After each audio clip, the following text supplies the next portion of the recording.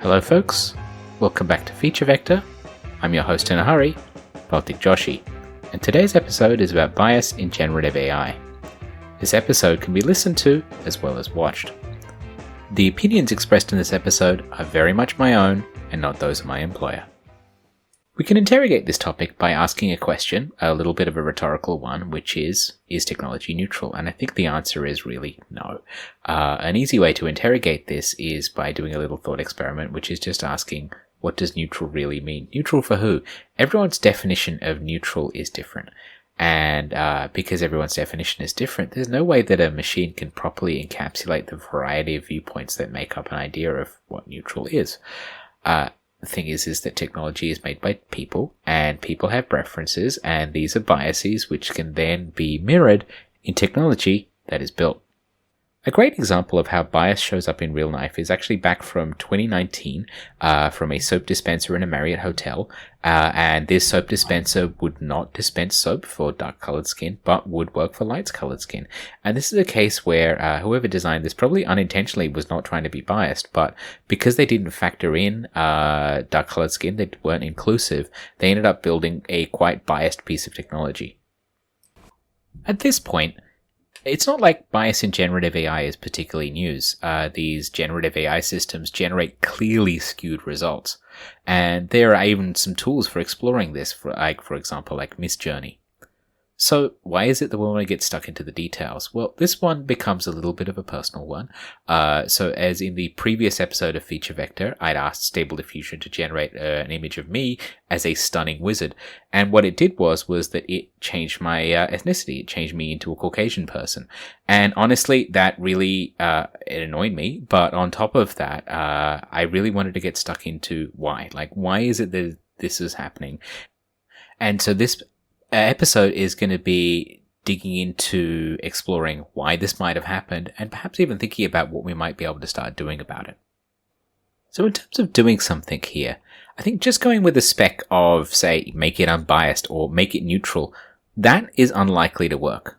Again, neutral can't really be agreed upon. Instead, what we do is that we make a choice about how we'd like the model to be able to represent the world, right? So we make a choice about the bias that is going to be encoded.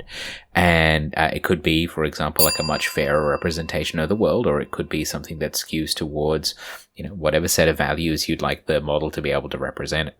And to make this work, we really got to then instead approach this problem in 3 steps, which is modeling, which is sort of understanding what the bias is in the particular generative AI tool that we're looking at. Then there's policy, which is deciding, how we'd like to be able to steer the bias. And then there's actual debiasing itself, so the mitigation step. And the mitigation is to try to fix the problem. So let's start at the first step, which is modeling. The generative AI system that I'm going to use to interrogate this is going to be Stable Diffusion, and I want to make it super clear that I'm not picking on Stable Diffusion in particular here. Stable Diffusion is open source, and it is the least obfuscated of the tools that I looked at for being able to interrogate this. And if you look at the model card for Stable Diffusion itself, it indicates that yes, the model has bias, and it also explicitly encourages interrogating it to find the bias. So I felt like this is in the spirit of being able to work with the model and try to learn what is going on. Now, it's also worth calling out that, there has been a large amount of work that has been done already to try to model the behavior of Stable Diffusion, including some excellent work from Towards Data Science examining how Stable Diffusion handles skin tone and skin tone generation. We need to look at the main components inside Stable Diffusion if we want to get a better idea about what is going on with bias here. And Stable Diffusion is really made of 3 models that have been glued together. The first, at the start of the model, is what's called the text encoder. And what the text encoder will do is that it will map the prompt, which is made of words, into concepts, right? So this idea of visual concepts. Then those get passed into the diffusion step, which turns the concepts into a composition plus the concepts themselves. And then there's the decoder, which will then take all of that and actually turn it into an image that you could see. So the text encoder is powered by a piece of technology called CLIP, which was pioneered by OpenAI. And what it does is, as mentioned earlier on, it converts the words and they're mapped into concepts. And what's really interesting is that we can do a very strange thing, which is compare the concepts. So if you like, sort of a kind of concept algebra, right? So what we can then do is that we can basically take two concepts and measure how similar they are. So if cat and dog, if you compare those two terms, they've got what's called a cosine similarity score of 0.75, so they're quite similar. But if we compare two things that are unalike, so cat and chair, we get a similarity score of 0.21. So the hypothesis here is that we can use this similarity to try to predict bias, right? So we can say, let's start with a photo of a person, and then we'll see, okay, is it more similar to a photo of a white person or a photo of a black person? So if it's more similar to white, then we can probably reasonably infer that it's more likely to generate a picture of a white person than it is to generate, say, a black person. Now that we have this tool that allows us to compare concepts and use it to make, for example, like hypotheses about what is most likely to be generated, can we go back to stunning to see whether it predicts this result that it may skew towards Caucasian? And sure enough, stunning man is most similar to, say, stunning white man versus a stunning black man or stunning Asian man. So, could this be the source of the problem? So what I did was I put together a tool on a Hugging Face space where you can explore the bias specifically just inside the text encoder in Stable Diffusion, and you can run these comparisons yourself. So for example, you could have a look at CEO. So this is a rather somewhat already at this point sort of famous example where it skews towards generating mostly Caucasian males. And we wanted to see, okay, you can use this tool to have a look at CEO and see, okay, how similar is just a vanilla CEO to a white CEO versus black CEO, and sure enough, it skews towards white in that particular case. But you can also just have a go yourself in terms of looking at how ethnicity and gender map to qualifiers like angry or beautiful and particular job roles, and see how they map in terms of the bias that's there. And there's also tabs on the right hand side to enter your own queries to see, sort of like, make some predictions, at least in terms of how things operate inside the text encoder, in terms of how similar these terms are. The results with the text encoder are interesting, but it doesn't conclusively show what is going to go on. So what I did next was that I pushed this all the way through, right? And I asked Stable Diffusion to generate a particular class, and then I just simply counted the ethnicity and gender representation for that given query. The first thing to do is to then just baseline what is going on, right? So in all of our tests, I generate 128 images and manually label them to say sort of like, what the ethnicity and gender is going on here. It's worth calling out that yes, we could be much, much, much more sophisticated here with the, the full spectrum of ethnicity and gender that is, that exists in the real world. But I've simplified it down here for the purposes of testing and exploration, right? So that was a very conscious choice that I made. Okay, so let's have a look at the baseline results, right? So if we just ask Stable Diffusion to generate an image of a person, it is very strongly biased towards generating white overall, right? So it has a mix of other ethnicities. This is not great, but maybe that's just sort of an opinion here. But, it definitely does generate a range of ethnicities and genders when you do pass in a generic query for sort of like a picture of a person, right? And the expectation here is that, if this was a fair system, if we qualified this with, say, beautiful or angry or a particular job description, then we'd like to see, for example, like a similar spread, right? We don't want to see a similar spread of ethnicities and genders when we run that particular query. So let's try this, right? Ask it to generate a picture of a stunning person. And the results here were astonishing, right? It massively skews towards generating Caucasian males, right? Arrogant, same sort of thing, skews towards white. CEO, again, as we mentioned earlier on, is a classic example. It skews towards white and male. Janitor is another interesting one. So janitor has a little bit of an ethnic distribution, but it skews exclusively male, right? So there are no female janitors in the 128 examples that I got it to run.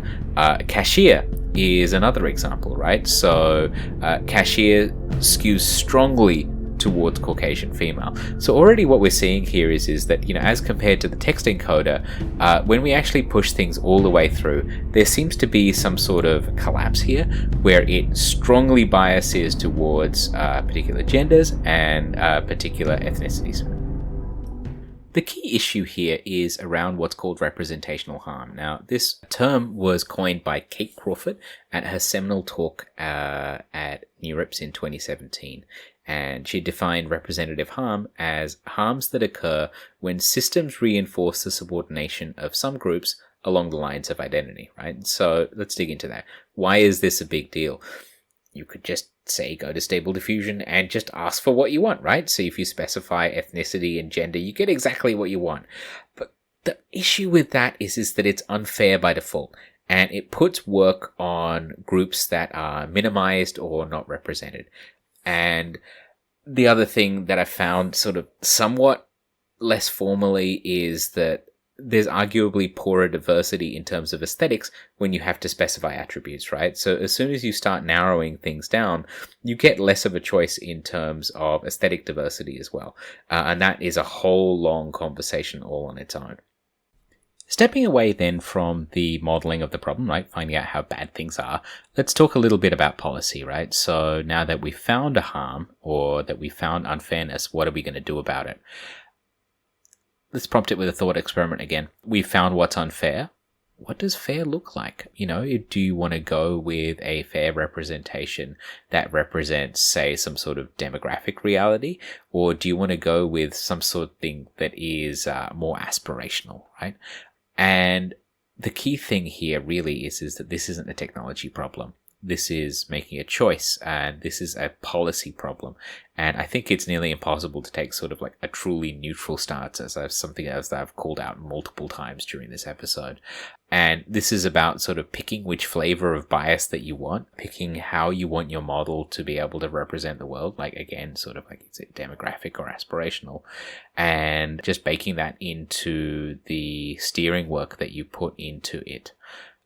So when it comes to making this choice, the handy thing here is that it helps separate the science work from the policy work, right? So the science work here is about trying to steer the bias, and it means that we can separate out the policy work, which is tricky and sticky and difficult and really hard to get into.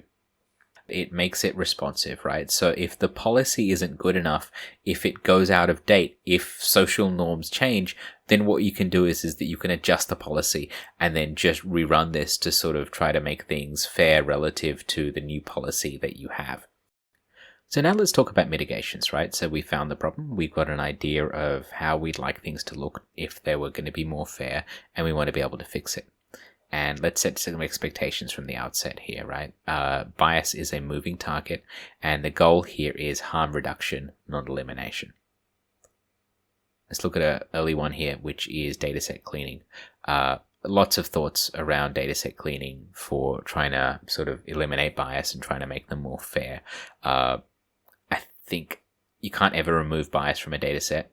It's made by people. People are biased. It's just something we do as a species. And, my not particularly spicy take on it is that trying to clean a data set to remove bias is somewhat doomed from the outset, right? Sooner or later, somebody's going to get upset about some sort of bias that we hadn't thought about in it.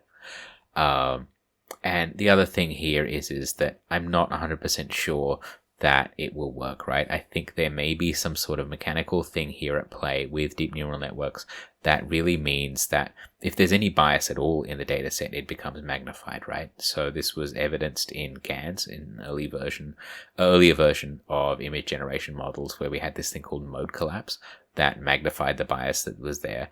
And as we can see, the difference between, the predicted bias in the text encoder and what actually happens at the output, there's some sort of bias multiplier here at play.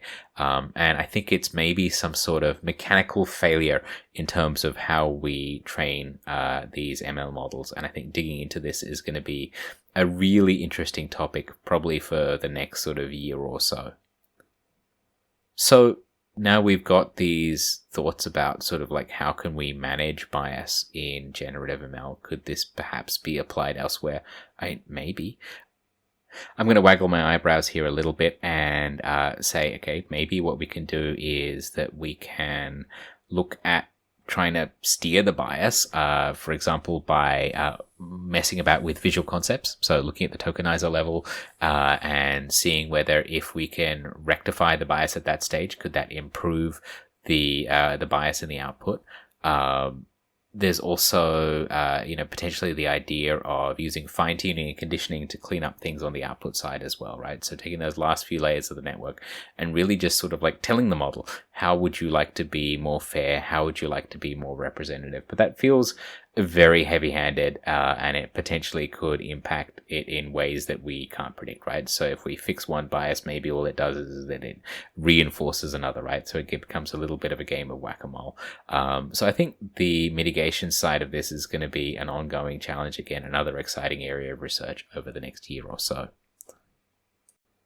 In the near future, I'd love to be able to do a little bit of a workshop on this with alongside sort of other industry practitioners here, and I'd be really interested to chat about tools for bias measurement and mitigation.